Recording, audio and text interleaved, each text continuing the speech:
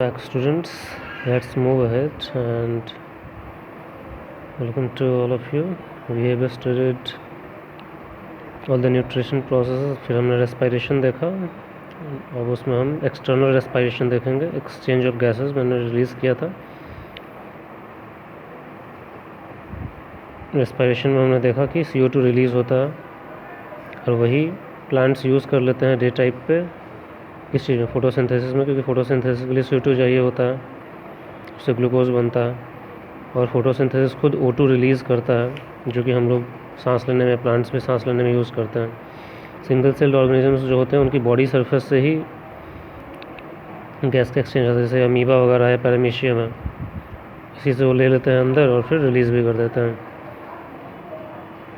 ठीक है. कुछ एक्वाटिक एनिमल्स गिल्स भी होते हैं, उससे भी वो करते हैं, तो उस पर भी वो सरफेस पे ही पानी जाता है.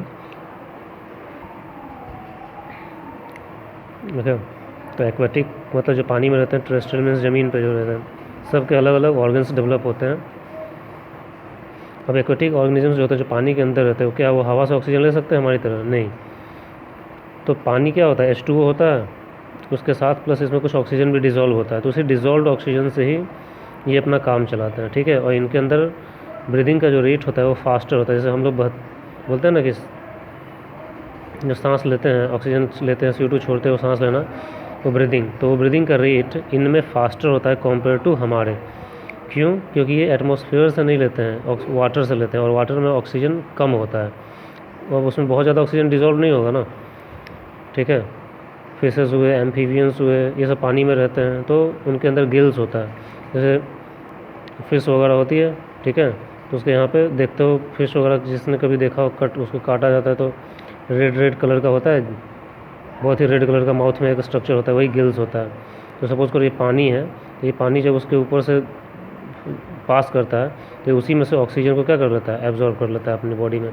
एम्फीबियंस भी वही करते हैं, जैसे कि फ्रॉग्स वगैरह हुए, तो उनके स्किन से वो बाहर लेता है, या फिर उनके अंदर गिल्स उनके अंदर भी होता है. ठीक है. खास करके जब वो बिल्कुल ही वो केस में होता है, जो फ्रॉक्स के जो बच्चे होते हैं, टैडपोल स्टेट जिसे बोलते हैं, टैडपोल, वो कम्प्लीटली गिल्स से ही सांस लेता है. वो ज़्यादा देर तक ज़मीन पर नहीं घूमते हैं, वो तुरंत वापस पानी में चले जाते हैं. ठीक है. अभी जो टेरेस्ट्रियल ऑर्गेनिजम्स होते हैं, इनके भी बहुत सारे अलग स्ट्रक्चर होते हैं जिससे ये सांस ले सकते हैं, क्योंकि ये एटमॉस्फेयर से ऑक्सीजन को डायरेक्टली एब्जॉर्व कर सकते हैं. ठीक है. जैसे हम लोग ही हैं, हमें क्या होता है? लंग्स होता है. ठीक है. In humans lungs are present for exchange of gases, और ये थोरेक्स में होता है. थोरेक्स मतलब चेस्ट कैविटी में प्रेजेंट होता है, और उसके ऊपर एक पतला सा मेम्ब्रेन का लेयर होता है, that is called pleural membrane. क्या बोलते हैं? प्लूरल मेम्ब्रेन, क्योंकि लंग्स का एक दूसरा नाम होता है क्या? प्लूरा. क्या? प्लूरा. तो इसके ऊपर जो स्ट्रक्चर होता है कवर करने के लिए, that is called pleural membrane. क्या कहते हैं? Pleural membrane.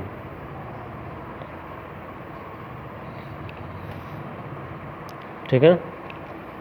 अब ये जो ऑर्गन्स होते हैं सांस लेने के लिए, जो कुछ भी होते हैं, वो उनका सरफेस एरिया काफ़ी ज़्यादा होता है और सरफेस काफ़ी थिन होता है. सरफेस जो आउटर लेयर होगा काफ़ी थिन होगा. क्यों? क्योंकि गैस को एब्जॉर्ब करना है. तो अगर गैस ऊपर सरफेस का लेयर अगर मोटा होगा तो गैस पास कर पाएगा नहीं. तो सरफेस एरिया ज़्यादा होता है, मतलब ज़्यादा से ज़्यादा ऑक्सीजन को एब्जॉर्ब कर सके. और पतला भी होता है, थिन और डेलिकेट होता है, ताकि ईजिली क्रॉस कर सके वो. ठीक है. एक एग्जाम्पल इज़ लंग्स, जो हमारी बॉडी में होता है. मैं थोड़ा आपको अब लंग्स जो है हमारे बॉडी में कैसे होता है मैं थोड़ा दिखा रहा हूँ आपको. ये देखिए, दिस इज़ द लंग्स, ये वाला. तो ये 2 लंग्स होते हैं, एक लेफ्ट राइट में. यही जो कवर देख रहे हो ऊपर से, this structure, this is called pleura. Lungs is called pleura, and this complete structure जो इसको कवर करता है मेम्ब्रेन से, that is called pleural membrane. ठीक है. This is trachea, wind pipe, जैसे कि जब हम सांस लेते हैं, ठीक है, तो एक होता है क्या? इसोफेगस, फूड पाइप, जो इसके पीछे होता है, जो हमने कल देखा था दूसरे वीडियो में, जो हम न्यूट्रिशन पढ़ रहे थे, याद है? हम गले में बोलते हैं ना कि फूड पाइप है, खाना भी गले से ही जाता है, जैसे ये वाला मैं बताया खा रहा था. तो ये जो होता है पीछे की तरफ होता है, और इसके आगे होता है वही ट्रैकिया, सांस लेने वाला, हवा जिससे पास करता है. ठीक है. और वही जब आता है तो एक ब्रांच चला जाता है ट्रैकिया टूट जाता है, एक ब्रांच राइट साइड में एक लेफ्ट साइड में, तो इसको बोला जाता है प्राइमरी ब्रोंकाई। क्या बोलते हैं? Primary bronchi. तो पहला जो ब्रेकेज होता है, जो मेन स्ट्रक्चर जो जाता है, that is called bronchi, primary bronchi. फिर उससे जब टूटता है, छोटे छोटे और स्ट्रक्चर्स टूटते हैं, that is called secondary bronchi. तो इधर के लंग्स में भी वही चीज़ होगा। फिर टर्शियरी ब्रोंकाइज, ठीक है। और फिर और वो पतला जब होता जाता है तो दैट इज़ कॉल्ड ब्रोंकियोल्स। क्या बोलते हैं? ब्रोंकियोल्स। आप देख सकते हो ये दिस इज ट्रैकिया लिखा हुआ भी है, और ये क्या है? ब्रोंकाई है, प्राइमरी ब्रोंकाई है। और जब वो और छोटे छोटे में टूटना शुरू हो जाता है हर एक लंग्स में, दैट इज़ कॉल्ड ब्रोंकियोल्स, ठीक है। जस्ट अ मिनट, हाँ, ब्रोंकियोल्स बोलते हैं उसे। और लास्ट में वही जो ब्रोंकियोल्स होता है, एक ऐसे स्ट्रक्चर में आकर टूटता है जो एंड पे बंद होता है, मतलब उसके आगे कोई ब्रांचिंग नहीं होती है, कवर्ड स्ट्रक्चर, क्लोज्ड स्ट्रक्चर होता है, उसको बोला जाता है एल्वियोलाई या एल्वियोलर सैक्स। क्या बोलते हैं? एल्वियोलाई और एल्वियोलर सैक।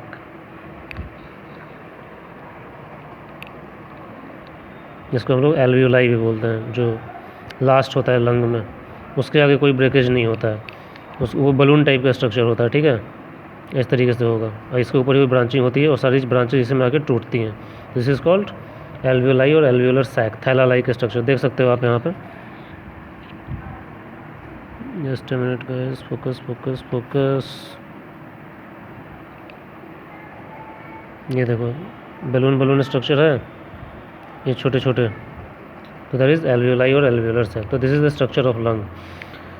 थोरैक्स आता है, लंग्स में टूटता है, primary bronchi, secondary bronchi, tertiary bronchi, फिर छोटे छोटे ब्रोंकियोल्स, फिर एल्वियोलाई, ठीक है। ये टूटते क्यों हैं? क्योंकि ये टूटने के कारण क्या हो जाता है कि सरफेस एरिया बढ़ जाता है, बहुत ज़्यादा हो जाता है, जो कि काफ़ी ज़्यादा सरफेस अवेलेबल है ऑक्सीजन के एब्जॉर्व करने के लिए। एयर जो होता है नॉस्ट्रिल से, मतलब नाक से अंदर जाता है, और वो फिर एयर थ्रू इसमें कहाँ पहुँचता है? लंग्स में पहुँचता है। किसके थ्रू? ट्रैकिया के थ्रू, जिसको हम वाइंड पाइप भी बोलते हैं, ठीक है। और ट्रैकिया जो होता है उसके अंदर भी म्यूकस का, जैसे कि ये वाइंड पाइप है ट्रैकिया, जी मैंने दिखाया, तो इसके अंदर भी म्यूकस का लेयर होता है, जो कि क्या करता है, जो हवा आ रही है उसके अंदर कुछ डस्ट पार्टिकल या माइक्रो ऑर्गेनिजम्स होता है, उन सब वो सब उस पर चिपक जाते हैं। और आप देखोगे ट्रैकिया जो है, इसके अंदर कुछ सर्कुलर स्ट्रक्चर है, इसको बोलते हैं रिंग्स ऑफ कार्टिलेज। मतलब कार्टिलेज का रिंग्स होता है, एक होता है बोन, एक होता है कार्टिलेज। कार्टिलेज थोड़ा सॉफ्ट होता है, जैसे कि हमारा कान है, कान में देखो कान मुड़ जाता है, क्यों? क्योंकि बोन नहीं है, क्या है? कार्टिलेज है, सॉफ्ट होते हैं वो बोन के कंपैरिजन में। तो ये जो होते हैं कार्टिलेज, क्या करते हैं? ये कार्टिलेज वाइंड पाइप को ना बिल्कुल अपने जगह पे स्थिर रखते हैं। अगर नहीं होगा तो क्या हो जाएगा? वो कोलैप्स कर सकता है, क्योंकि हवा पास करता है।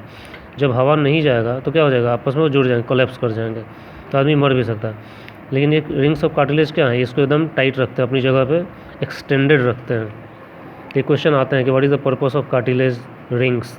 The purpose of cartilage ring is to prevent the what? Collapsing of trachea.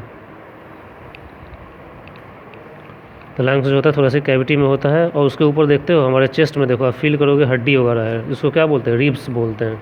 तो लंग्स जो होता है रिब्स से कवर्ड होता है। ये सब जो देख रहे हो, ये हड्डी, यही जो हड्डी अपने चेस्ट को आप टच करो तो देखोगे हड्डियाँ फील करते हो। तो इसी के अंदर ये वाला एक तरफ क्या कर दिया है पिक्चर में, एक तरफ लंग को दिखा दिया है और एक तरफ उसके ऊपर। तो लंग्स जो होता है इसी के ऊपर से कवर्ड होता है, लंग्स अंदर होते हैं रिब्स के, ठीक है। ये अंदर देखो लंग्स दिया हुआ है और रिब्स है जो बाहर जो हड्डी है। तो ये टोटल कितने होते हैं? 12 पेयर्स होते हैं, 12 पेयर्स। पहले 7 पेयर को बोलते हैं ट्रू रिब्स, लास्ट के 3 नेक्स्ट 3 को बोलते हैं फॉल्स रिब्स, और लास्ट के 2 को बोलते हैं फ्लोटिंग रिब्स। ये भी आपको नहीं पढ़ना है क्यों ऐसा बोलते हैं, ठीक है। बाद में नेक्स्ट क्लास में आप समझोगे, क्लास 11 में जो बायोलॉजी पढ़ेंगे। और हमारे चेस्ट में भी बीचों बीच एक हड्डी होता है, ये वाला अपने एकदम बीचों बीच चेस्ट में फील करो, एक हड्डी होता है, तो ये स्टर्नम कहलाता है। और ये रिब्स जो होते हैं उसी से कनेक्टेड होते हैं। तो ऐसे रिब्स पहला 7 पेयर जो होता है वो डायरेक्टली आगे भी और पीछे भी कनेक्टेड होता है स्टर्नम से, उसको बोलते हैं ट्रू रिब्स। और जो फॉल्स रिब्स होते हैं वो सिर्फ आगे से कनेक्टेड होते हैं, पीछे नहीं कनेक्टेड। और जो फॉल्स रिब्स और फ्लोटिंग रिब्स होते हैं वो कार्टिलेज ये स्टर्नम से कनेक्टेड होते ही नहीं, इसी कारण वो हवा में गिरते हैं, फ्लोट करते हैं, उड़ रहे हैं। जैसे कि आप ही अपने चेस्ट की हड्डी को टच करो, लास्ट की हड्डियों को टच करो, वो कहीं कनेक्टेड नहीं होता है, और उसको आप दबा सकते हो अच्छे से, कभी कभी चोट भी लग जाती है। तो ये 12 पेयर ऑफ रिब्स होते हैं, और रिब्स जो स्ट्रक्चर बनाता है उसे रिब केज बोलते हैं, और वही रिब केज अंदर अपने कवर करके रखता है क्या, लंग्स को। और बीच में हमारे चेस्ट के बीचों बीच जो हड्डी है उसको बोलते हैं स्टर्नम। क्या बोलते हैं, स्टर्नम। उसी से रिब्स कनेक्टेड होते हैं। इनहेलेशन मतलब intake of oxygen. Just a minute, ठीक है। Acceleration means release of CO2, इसी को बोला जाता है, मतलब ऑक्सीजन का अंदर लेना और CO2 को छोड़ना, इज कॉल्ड ब्रीदिंग या एक्सटर्नल रेस्पिरेशन। जो ऊपर हम पहले पढ़ रहे थे रेस्पिरेशन, जहाँ पे ग्लूकोज से पायरुविक एसिड से फिर CO2 H2O, या फिर एथाइल अल्कोहल और H2O, सॉरी CO2 और लैक्टिक एसिड, वो सब क्या था, इंटरनल रेस्पिरेशन था। अब इसके अलावा लंग्स में के अलावा रिब्स वगैरह हो, रिब्स के अलावा एक और स्ट्रक्चर होता है, इसको डायफ्राम। क्या बोलते हैं, डायफ्राम। ये डोम लाइक स्ट्रक्चर होता है। डोम मीन्स इस टाइप का स्ट्रक्चर होता है, दिखाता हूँ मैं। ये देखो, लंग्स के ठीक नीचे होता है, इसी को बोलते हैं डायफ्राम। तो जब हम सांस लेते हैं तो ये भी फैलता सिकुड़ता है, कॉन्ट्रैक्शन एंड रिलैक्सेशन होता है। तो ये सारी चीज़ें, रिब्स, डायफ्राम, स्टर्नम, ये सारे मिल के सांस लेने में हेल्प करते हैं, ऑक्सीजन के अंदर लेने में और CO2 को छोड़ने में, ठीक है। तो हम देखते हैं कैसे वो होता है, इनहेलेशन। तो अब जब सांस लेते हो, अभी आप कोशिश करो, जैसे भी हम लोग पढ़ रहे हैं उसी समय कोशिश करो, जब आप सांस ले रहे हो, सांस लो, तब देखते हो आपका चेस्ट फूलने लगता है, ठीक है, थोड़ा मोटा होने लगता है। एक डीप ब्रीदिंग लो, तो आप देखो रिब्स, आपकी जो हड्डियां हैं वो ऊपर की तरफ मूव कर रही हैं। ये जो हड्डियां होती हैं ये ऊपर की तरफ मूव करती हैं, ठीक है, फैलती हैं। स्टर्नम भी फैलता है उसके साथ साथ। तो होता क्या है, जैसे ये फैलेगा तो अंदर क्या हो गया, वॉल्यूम बढ़ गया। वॉल्यूम बढ़ता है तो प्रेशर क्या होता है, घटता है। मैंने केमिस्ट्री के 5th चैप्टर में स्टेट्स ऑफ मैटर में पढ़ाया था, बॉयल्स लॉ। प्रेशर क्या होता है, इनडायरेक्टली प्रोपोर्शनल होता है वॉल्यूम के। तो अभी हमने क्या बोले, वॉल्यूम बढ़ा तो प्रेशर क्या हो जाएगा, घट जाएगा, ठीक है। तो वही चीज़ होता है, स्टर्नम ऊपर की तरफ मूव करता है, डायफ्राम जो होता है बिल्कुल जो ऐसे है वो ऐसे हो जाता है, नीचे आ जाता है, पूरा फ्लैट हो जाता है नीचे की तरफ। तो क्या हुआ, देखो समझो, डायफ्राम नीचे की तरफ आ गया तो लंग्स भी नीचे की तरफ आ जाएगा, थोड़ा सा नीचे की तरफ खींचेगा, ये ऊपर की तरफ, तो अंदर का एरिया क्या हो जाएगा, वॉल्यूम बढ़ जाएगा। जैसे ही बढ़ेगा वो प्रेशर घट जाएगा, और प्रेशर घटेगा तो ऑक्सीजन जो आ रहा है वो हाई प्रेशर पे, ऑक्सीजन बहुत ज़्यादा है एटमॉस्फेयर में, तो अंदर की तरफ हाई से लो प्रेशर की तरफ मूव करना शुरू होता है, तो अंदर की तरफ आता है। As a result thoracic cavity becomes larger और air moves in from area of high pressure to low pressure. तो एल्वियोलाई जो होता है लंग्स से फिल हो जाता है, और ये जो एल्वियोलाई होता है उसके अंदर क्या होता है, ब्लड वेसल्स का सप्लाई होता है, जो मैंने बताया था लास्ट में, एल्वियोलर्स है। अब इसके अंदर ब्लड वेसल्स बहुत सारे होते हैं, आर्टरीज एंड वेन्स कनेक्टेड होते हैं। जैसे ही ऑक्सीजन वहाँ पे पहुँचता है वो एंटर कर जाता है किसी में, ब्लड वेसल्स में, और वो ऑक्सीजन जो होता है ब्लड के साथ कैरी होता है बॉडी सेल्स में, और फिर वो खाने को यूज़ करके एनर्जी प्रोड्यूस करता है, जो हमने रेस्पिरेशन में पढ़ा, ठीक है। और वही फिर वापस CO2 को लेके भी आता है, जब एक रेस्पिरेशन के बाद CO2 रिलीज़ होता है। और जब हम सांस छोड़ते हैं तो वही रिब्स और जो स्टर्नम होता है ये वापस अपनी जगह पे सिकुड़ के आ जाते हैं। डायफ्राम भी वापस ऐसे हो जाता है, डोम शेप्ड हो जाता है। तो इससे क्या हुआ, वॉल्यूम घट गया। वॉल्यूम जैसे ही घटेगा क्या हो जाएगा, प्रेशर बढ़ जाएगा। प्रेशर बढ़ेगा तो फिर जो CO2 है जो इकट्ठा हुआ है लंग्स में वो बाहर की तरफ छोड़ दिया जाता है, क्योंकि एटमॉस्फेयर में CO2 का अमाउंट क्या है, बहुत ही कम है, और हमारे लंग्स में ज़्यादा है, तो वो हाई प्रेशर से लो प्रेशर वो भी मूव करता है और वो बाहर निकल जाता है। तो इसी का यही मैंने बोला कि ऐसा होने के बाद डिक्रीज इन वॉल्यूम हो जाता है और प्रेशर इंक्रीज हो जाता है, as result foul air is expelled outside, ठीक है। कोई भी चीज़ हाई प्रेशर से लो प्रेशर की तरफ ही मूव करती है और निकल जाती है। अब हम कितना भी ऑक्सीजन लेते हैं या छोड़ते हैं उसके बावजूद भी लंग्स के अंदर कुछ रेसिड्यूअल O2 रह ही जाता है, ताकि CO2 भी रहता है जिसको हम बाहर, पूरा का पूरा CO2 बाहर नहीं निकलता है, और जितना कि O2 हम लेते हैं वो सबका सब रेस्पिरेशन में यूज़ नहीं होता, थोड़ा बहुत लंग्स में बना रहता है, उसको बोला जाता है रेसिड्यूअल वॉल्यूम। क्या बोलते हैं, रेसिड्यूअल वॉल्यूम। ये हेल्प करता है ऑक्सीजन को एब्जॉर्ब करने में। अब देखो, व्हेन बॉडी साइज़ इंक्रीज़ करता है तो डिफ्यूज़न प्रोसेस से सिर्फ ऑक्सीजन का डिलीवर नहीं हो सकता, या गैस का डिलीवर नहीं है, जो भी आप बोल रहे हो। क्यों, क्योंकि डिफ्यूज़न क्या है, जो हाई प्रेशर से लो प्रेशर एक स्लो प्रोसेस है, ठीक है। तो उसके लिए होता क्या है, अब अगर सपोज़ करो हमारे पास ट्रांसपोर्ट करने के लिए ऑक्सीजन के लिए हीमोग्लोबिन हम बोलते हैं ना, हीमोग्लोबिन ट्रांसपोर्ट, अगर वो नहीं होता तो हम जो एक बार ऑक्सीजन लेते हैं उसको हमारे नाक से लेके हमारे पैर के अंगूठे तक पहुंचने में लगभग 3 साल लग जाता। समझ रहे हो कितना लग जाता? 3 साल, क्योंकि डिफ्यूजन प्रोसेस बहुत ही स्लो होता है। जैसे जैसे बॉडी का साइज़ बढ़े, जैसे कि हम ही हैं, तो हमारे अंदर के इतना प्रेशर का डिफरेंस क्रिएट होगा कि जो हमने सांस लिया ऑक्सीजन वो पैर तक पहुंच जाए इतनी जल्दी, लेकिन वो पहुंच जाता है। क्यों? क्योंकि हमने पढ़ा ना यहाँ पे एल्वियोलाई जो होते हैं वो क्या होते हैं, उसके अंदर ब्लड का सप्लाई होता है, ये ब्लड वेसल्स होते हैं। जैसे ही ऑक्सीजन यहाँ पे पहुँचता है वो ब्लड में जो आरबीसी मौजूद होता है उसके साथ कंबाइन करता है और उससे डिफरेंट बॉडी पार्ट्स तक पहुँच जाता है। तो ट्रांसपोर्ट ऑफ ऑक्सीजन वगैरह में पढ़ते हैं।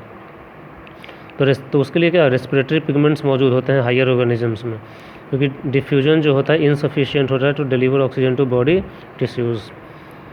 रीज़न आता है ये सब कि हम ऐसा क्यों होता है, क्यों? क्योंकि ये बहुत ही स्लो प्रोसेस है। रेस्पिरेटरी पिगमेंट्स की ज़रूरत पड़ती है ताकि वो कंबाइन कर सके और ब्लड को ऑक्सीजन को ट्रांसपोर्ट कर सके। ह्यूमंस में हीमोग्लोबिन प्रेजेंट होता है आरबीसी में, वही क्या कहलाता है? Respiratory pigment. क्वेश्चन है कि what is the respiratory pigment, तो आप क्या बोलोगे? हीमोग्लोबिन। ये हीम प्लस ग्लोबिन से मिलकर बना होता है, मैंने पढ़ाया था अभी थोड़ी देर पहले भी। तो ब्लड से मिक्स हो जाता है और ऑक्सीजन ट्रांसपोर्ट है। CO2 भी वैसे ही होता है, बॉडी में जहाँ पे रेस्पिरेशन हुआ वहाँ CO2 इकट्ठा होता है और वो उसको लेकर लंग्स में आता है, ब्लड वेसल्स। और CO2 जो होता है ब्लड में ज़्यादा सॉल्युबल होता है O2 के कंपैरिजन में। इसी कारण ये मोस्टली डिजॉल्व फॉर्म, मतलब ब्लड जो होता है क्या होता है? लिक्विड फॉर्म होता है प्लस सॉलिड फॉर्म होता है। तो सॉलिड में क्या होता है? यही आरबीसी और WBC और प्लेटलेट। तो ऑक्सीजन जो होता है मोस्टली सॉलिड पार्ट से ट्रांसपोर्ट होता है, लेकिन जो CO2 होता है वो मोस्टली डिजॉल्व फॉर्म, मतलब लिक्विड पार्ट से ट्रांसपोर्ट होता है। ठीक है, तो ये लिखा है मैंने यहाँ पे, O2 is mostly transported by haemoglobin and CO2 is mostly transported by dissolve form. Dissolve मतलब पानी जैसा स्ट्रक्चर होता है, तो पानी में जैसे CO2 आता है वो कार्बोनेट बना देता है, H2O plus CO2 H2CO3 carbonate बना देता है और bicarbonate. So this is about your respiration process. Next is circulatory system, heart वगैरह के बारे में, वही जो ब्लड हमने बोला कैसे ट्रांसपोर्ट होता है उधर, तो वही चीज़। तो वहाँ पे सिर्फ ऑक्सीजन ट्रांसपोर्ट हमें नहीं देखना, हमें देखना इन जनरल ब्लड जो होता है हार्ट में क्या होता है। Heart is the pumping organ, blood को पंप करता है, वो कैसे करता है वही चीज़ देखना। तो देखो हार्ट होता है ब्लड वेसल्स, ठीक है, आर्टरी वेन्स जो बोलते हैं, एंड कैपिलरीज, ये सारे के सारे मिलकर क्या बनाते हैं? ट्रांसपोर्ट और सर्कुलेटरी सिस्टम इन कैपिलरीज जो होते हैं, जैसे कि जितना भी आर्टरी वेन है वो सब बॉडी में हमारे घूम रहे हैं, जैसे कि ये सब है, ये देख रहे हो हमारे हाथ, मेरे हाथ में देखो, ये सब वेन्स हैं। उसी तरीके से नीचे आर्टरी वगैरह है, तो ये सब ब्लड वेसल्स कहलाते हैं। फिर उसके अंदर ब्लड है, फिर हार्ट है। कैपिलरीज क्या होता है? यही आर्टरी और वेन जब किसी ऑर्गन के पास पहुंचते हैं तो छोटे छोटे पार्ट में टूट जाते हैं ताकि पूरे ऑर्गन में ये सप्लाई हो सके। ये आर्टरी आया बड़ा वाला और किसी ऑर्गन में घुसने से, जैसे लीवर में ही घुसा, तो पूरा का पूरा बड़ा तो घुसेगा नहीं, तो वो छोटे छोटे पार्ट में टूट के इधर उधर घुस जाता है। ठीक है, उन्हीं को बोला जाता है कैपिलरीज। ब्लड के बारे में थोड़ा पढ़ लेते हैं। ब्लड क्या है? कनेक्टिव टिश्यू बोलते हैं। क्यों? क्योंकि बॉडी को एक पार्ट से दूसरे पार्ट को कनेक्ट करता है। ऑफकोर्स जो हार्ट में है बॉडी ब्लड वो पैर तक पहुंचता है, तो डिफरेंट बॉडी पार्ट्स को कनेक्ट करा, न्यूट्रिएंट को कैरी करता है। ये किस किस चीज़ का मिलकर बना होता है? प्लाज्मा का plus blood plus platelets. Blood cells कौन से होते हैं? WBC और RBC। और इसमें जो प्लाज्मा होता है, पानी वाला पार्ट होता है, लगभग 50 से 55% होता है। और उस प्लाज्मा में जो 50 से 55% ब्लड का है, उसमें 90% क्या होता है? सिर्फ वाटर ही होता है, और फिर कुछ मिनरल्स, वेस्ट, गैसेस, फूड, यही सब जो होते हैं जो ट्रांसपोर्ट होते हैं एक जगह से दूसरी जगह पर। Red blood cells O2 transport करते हैं, जो कि 120 दिन तक जिंदा रहते हैं। और ब्लड सेल्स जो होते हैं वाइट ब्लड, वो क्या करते हैं? वो फाइट करते हैं डिजीज़ के अगेंस्ट में। ठीक है, जिसको बोला जाता है immunity, they provide us immunity. और प्लेटलेट्स जो होते हैं ये रिलीज़ करते हैं थ्रोम्बोकाइनेस, जो कि ब्लड क्लॉटिंग में हेल्प करता है हमारे। जैसे मैं कभी कभी होता है ना, ब्लीडिंग हो जाता है, ब्लड ये चोट वोट लगने के बाद जल्दी ब्लीडिंग कंट्रोल नहीं होता है, तो उस केस में क्या है, जैसे कि प्लेटलेट की कमी है हो सके तो। This is about blood vessels, arteries and veins. Arteries जो होते हैं थिक वॉल्ड होते हैं, मोटा वाल होता है। क्यों? क्योंकि इसको ब्लड को पंप करना होता है। बताऊंगा मैं कैसे। जैसे हार्ट होता है, हार्ट से जब ब्लड निकलता है और दूसरे जगह पे लेके जाता है वो आर्टरी करता है, और दूसरे जगह से ब्लड को लेके हार्ट पे पहुंचाने का काम वेन करते हैं। इसी कारण वो थिन वॉल्ड होता है। ये supplies blood from heart to body parts, और ये supplies blood from body parts to heart. ये ऑक्सीजन रिच ब्लड को कैरी करता है, सिर्फ एक को छोड़ के। पल्मोनरी आर्टरी जो CO2 रिच ब्लड को कैरी करता है, ये मैं बताऊंगा कैसे। और ये क्या होता है, CO2 को कैरी करता है, ऑक्सीजन को कैरी नहीं करता एक्सेप्ट पल्मोनरी वेन, ठीक है। जो ये ऑक्सीजन रिच वेल को वेन्स होते हैं, ऑक्सीजन रिच चीज़ों को सप्लाई नहीं करते हैं, ये CO2 रिच को करता है एक्सेप्ट पल्मोनरी वेन, जो कि ऑक्सीजन रिच ब्लड को सप्लाई करता है। नेक्स्ट जो आपको उसी में पढ़ना क्या है, हार्ट। ये हमें समझना है हार्ट का। और जो हमारी बॉडी होती है हार्ट की, वो क्या है, 4 चैम्बर में टूटा होता है, ठीक है, इस तरीके से। बीच में लेयरिंग होती है, 2 ऊपर 2 नीचे। ऊपर वाले पार्ट को बोला जाता है ऑरिकल्स, क्या बोलते हैं, ऑरिकल्स, या फिर एट्रिया, क्या बोलते हैं, एट्रिया। और नीचे वाले पार्ट को बोलते हैं वेंट्रिकल्स, क्या बोलते हैं, वेंट्रिकल्स। तो auricles and ventricles are the parts of what, heart. इसके अलावा कैपिलरीज भी होते हैं, देखो। तो ये हो गया, सपोज करो ये राइट होता है एट्रियम, ये लेफ्ट एट्रियम, फील करो अपने बॉडी में, ये राइट वेंट्रिकल, लेफ्ट वेंट्रिकल। अब 2 बड़े बड़े वेन्स होते हैं, एक को बोला जाता है सुपीरियर वेना कावा, दूसरे को बोला जाता है इन्फीरियर वेना कावा। हम बोल रहे हैं कि CO2 जब रेस्पिरेशन में प्रोड्यूस होता है सेल्स के अंदर, तो लंग्स तक लाया जाता है और फेंका जाता है बाहर। कैसे होता है, लंग्स तो है ही, प्लस ऑक्सीजन, हमारे बॉडी को क्या चाहिए, ऑक्सीजन रिच ब्लड चाहिए, क्योंकि सब जगह क्या है, रेस्पिरेशन का काम करना है। तो 2 बड़े बड़े स्ट्रक्चर होते हैं, बड़े बड़े वेन्स, इन्फीरियर वेना कावा और सुपीरियर वेना कावा, नाम लिखा है मैंने, देख लो ढंग से, superior vena cava, inferior vena cava. अब ये जो होता है डीऑक्सीजनेटेड मतलब CO2 रिच ब्लड को अपर बॉडी पार्ट्स से लेके आता है। अपर बॉडी पार्ट्स मतलब कंधे से ऊपर तक का, ठीक है, कंधे से ऊपर तक के पार्ट को बोलते हैं अपर बॉडी पार्ट, जैसे ब्रेन, आईज़, जो कुछ भी है, या फिर कंधा है। वहाँ से CO2 रिच ब्लड को लेके आता है और राइट एट्रियम में रखता है। फिर उसी तरीके से इन्फीरियर वेना कावा होता है, नाम ही इन्फीरियर मतलब पीछे, तो वो नीचे से लेके आता है सारे डीऑक्सीजनेटेड ब्लड को, ये भी डीऑक्सीजनेटेड ब्लड को ही लाता है। और ये दोनों के दोनों आके कहाँ खुलते हैं, राइट एट्रियम में। यहाँ पे जब ये खुलते हैं तो ये जाता है राइट वेंट्रिकल में। यहाँ पे एक वॉल्व होता है जो इसके फ्लो को कंट्रोल करता है, जिसको बोलते हैं ट्राइकस्पिड वॉल्व। अब ब्लड यहाँ पे आ गया, अब यहाँ पे आने के बाद ये चला जाता है लंग्स में। कहाँ जाता है, लंग्स में। तो ये घुसता है किसमें, पहले राइट एट्रियम में आया, फिर राइट वेंट्रिकल में, राइट वेंट्रिकल से घुसता है किसमें, पल्मोनरी आर्टरी में। और ये चीज़ हार्ट के पीछे होता है, ठीक है। वो ब्लड को लेके जाता है कहाँ पे, लंग्स में। अब यहाँ पे क्या होगा, एक्सचेंज ऑफ गैसेज होता है CO2 और O2 का। यहाँ पे क्या हो जाता है, CO2 रिच था ये नीचे के बॉडी पार्ट से गंदा ब्लड लेके आया, ये ऊपर के बॉडी पार्ट से गंदा ब्लड मतलब गंदा नहीं, CO2 रिच। राइट एट्रियम में आया, राइट एट्रियम से राइट वेंट्रिकल, और ये भेजता है कहाँ पे, ऑक्सीजनेशन के लिए लंग्स पे। यहाँ पे जैसे CO2 रिच ब्लड आता है लंग्स में, क्या होता है, एक्सहेलेशन के टाइम पे CO2 बाहर की तरफ निकल जाता है। कहाँ पे, CO2 बाहर की तरफ निकल जाता है और O2 अंदर की तरफ जाता है। तो ब्लड जो CO2 रिच था वो ऑक्सीजन को बाहर निकाल जाता है और ऑक्सीजन से रिच हो जाता है, और वही ब्लड पल्मोनरी वेन के थ्रू लेफ़्ट एट्रियम पहुंचता है। कहाँ पे, लेफ़्ट एट्रियम। और फिर वाल्व के थ्रू, जिसको हम बोलते हैं बाइकस्पिड वाल्व या मिट्रल वाल्व, क्या बोलते हैं, मिट्रल वाल्व, उसके थ्रू पहुंचता है कहाँ, लेफ़्ट वेंट्रिकल में। और यहाँ से एक बड़ा सा आर्टरी होता है जिसको हम बोलते हैं एओर्टा, क्या बोलते हैं, एओर्टा।